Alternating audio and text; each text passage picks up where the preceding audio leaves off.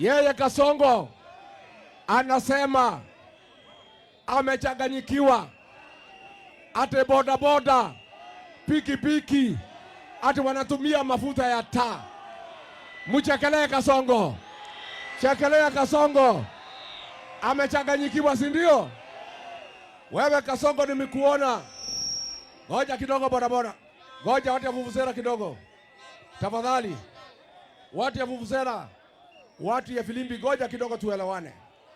Nimeona Kasongo akiongea akiwa Mandera, anasema ati akina Rigiji ati vile wanaambia Wakenya ukweli ati ni wagonjwa wapelekwe hospitali.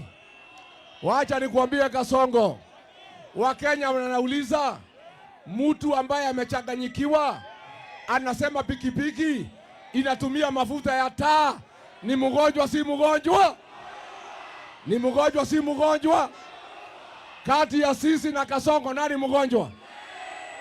Mtu ambaye amechanganyikiwa. Wewe ni rais wa Jamhuri ya Kenya, unaamuka kusema hata pikipiki inatumia mafuta ya taa. Ni mgonjwa si mgonjwa?